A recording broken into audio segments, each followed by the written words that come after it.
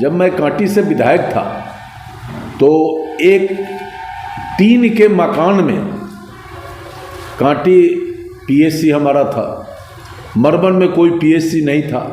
जब मैं विधायक हुआ तो मरबन में एक जमींदार से व्यक्तिगत संबंध के आधार पर जमीन लेकर और हमने पीएससी बनवाने का वहाँ काम किया। कुल मिलाकर माना जाए तो जो हमारे जनप्रतिनिधि हैं, बड़े जनप्रतिनिधि, जो विकास का जिम्मेदारी उठाते हैं, वो बिल्कुल सुस्त अवस्था में है और स्थिति है कि आम लोग खासे परेशान हैं। कई प्रमुख ऐसे सड़क हैं कांटी मरवन के इलाके में जो आज भी काफ़ी जर्जरता का शिकार हो गए हैं। जनता पागल हो गई। जनतंत्र में जनता को ये नहीं पता है कि क्या होना चाहिए। इसी तमाम चीज़ों को देखते हुए हमने बिहार में एक नई परिपाटी लॉन्च की है और वो कांटी से हम लोग कांटी विधानसभा से शुरू कर रहे हैं कि योजना और विकास के क्षेत्र में कहाँ है कांटी। आपने सुना होगा कई योजनाएं आती है पर विकास धरातल पर नहीं आ पाता है। विकास किस चिड़िया का नाम है, किस व्यक्ति का नाम है, या विकास है क्या, योजनाएं क्या है होती है, इन तमाम बातों पर हम लोग चर्चा करेंगे। और सबसे पहले चर्चा करते हैं पूर्व हमारे मंत्री इंजीनियर अजीत कुमार जी से और उनसे पूछते हैं योजना और विकास में कहाँ है कांटी विधानसभा। देखिए, कांटी विधानसभा क्षेत्र मुजफ्फरपुर शहर से जुड़ा हुआ क्षेत्र है। इस क्षेत्र में कांटी नगर परिषद के साथ ही 2 नगर निगम का वार्ड है, वार्ड नंबर 1 और 2। ये पूरा इलाका कोई समय था कि विकास के नक्शे पर, जिले में जो विकास का नक्शा बना था, सबसे ऊपर था। लेकिन बीते 10 वर्षों के अंदर जो विकास की गति थी वो तो रुक ही गई, बाकी जो पहले विकास हुआ था वो अधिकतर क्षेत्र में जर्जरता आ गई है। चाहे वो विद्यालय में भवन निर्माण का मामला हो, सड़क का मामला हो, शुद्ध पेयजल के लिए पानी का व्यवस्था हो, विधि व्यवस्था हो, स्वास्थ्य का क्षेत्र हो।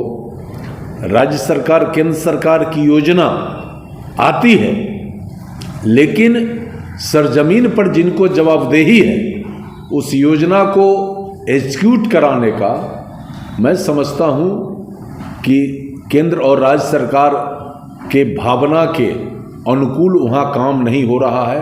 काफ़ी स्थिति गंभीर हो गई है। आप कई प्रमुख ऐसे सड़क हैं कांटी मरवन के इलाके में जो आज भी काफ़ी जर्जरता का शिकार हो गए हैं। लोगों को आने जाने में कठिनाई हो रही है। इस संबंध में मैंने जिलाधिकारी से लेकर सरकार के जो आला अधिकारी हैं, जिनको जिम्मेदारी है सड़कों को दुरुस्त करने की, उन सब के संज्ञान में ये विषय मैंने समय समय पर लाया, लेकिन उसमें अपेक्षित सुधार अभी तक नहीं हुआ है। कुल मिलाकर माना जाए तो जो हमारे जनप्रतिनिधि हैं, बड़े जनप्रतिनिधि, जो विकास का जिम्मेदारी उठाते हैं, वो बिल्कुल सुस्त अवस्था में है और स्थिति है कि आम लोग खासे परेशान हैं। स्वास्थ्य के संदर्भ में क्या कहना चाहेंगे आप? देखिए, स्वास्थ्य के संदर्भ में बहुत क्लियर है। जब मैं कांटी से विधायक था तो एक टीन के मकान में, कांटी पीएससी हमारा था, मरबन में कोई पीएससी नहीं था। जब मैं विधायक हुआ तो मरबन में एक जमींदार से व्यक्तिगत संबंध के आधार पर जमीन लेकर और हमने पीएससी बनवाने का वहाँ काम किया। फिर कांटी में जो पीएससी भवन की स्थिति थी, काफ़ी जर्जर स्थिति थी। कई करोड़ के लागत से मैं अपने प्रयास से वहाँ पीएससी का कई भवन बनवाया। कांटी अस्पताल को मेडिकल कॉलेज से जोड़ के दवा दारू पर्याप्त मिले, इसकी व्यवस्था कराया।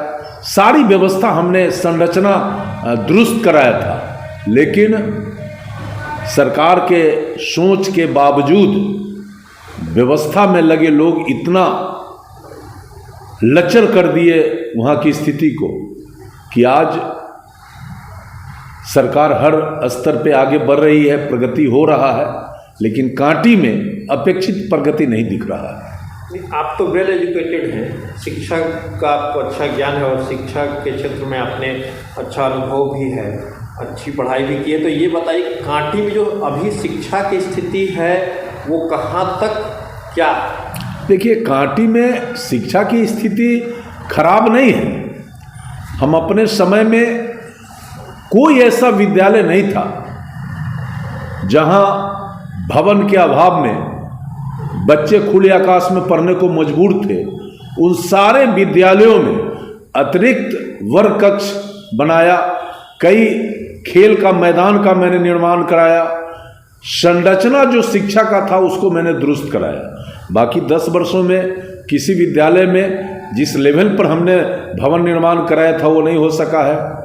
हाँ, ठीक इसके विपरीत जो +2 कॉलेज स्कूल्स थे वहाँ बिल्डिंग अभी सरकार की योजनाओं से बनाई गई है, लेकिन शिक्षा में सरकार का भी प्रयास है कि बेहतर शिक्षा का गुणवत्ता हो और उसमें आपके समय में जो कांटी में गुणवत्ता थी 80 के दशक के आसपास, तो वो ऐसी गुणवत्ता भी देखिए गुणवत्ता में तो सुधार हुआ ही है, गुणवत्ता में सुधार हुआ है। चूँकि विद्यालय में समय पर शिक्षक जाने लगे, शिक्षक अपने दायित्व का निर्वहन करने लगे, तो सुधार हुआ है।